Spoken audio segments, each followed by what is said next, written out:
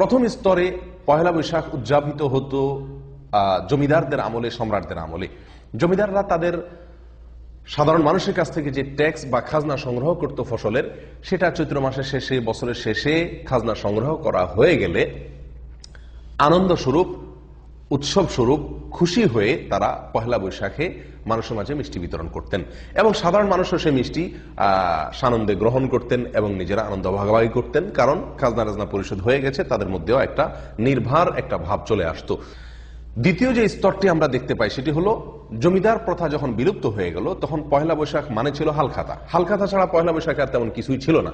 সারা বাংলাদেশে আনাচে কানাচে, শহরে বন্দরে সব জায়গায় সকল দোকানদাররা পহেলা বৈশাখ উপলক্ষে দোকানকে সাজগোজ করিয়ে যে সমস্ত ক্রেতারা সারা বছর বাকি নিয়েছেন তাদেরকে উৎসাহ দিতেন, তাদেরকে জন্য কার্ড বিতরণ করতেন, দাওয়াত দিতেন, যাতে পহেলা বৈশাখ সকালে এসে দোকানে তাদের পূর্বের দেনা পরিশোধ করে নতুন খাতা খোলেন এবং হালনাগাদ করেন তাদের দেনা পাওনার হিসাব নিকাশকে, এবং এই উপলক্ষে কিছু মিষ্টি মন্ডা ইত্যাদি খাওয়ানোর ব্যবস্থা করতেন।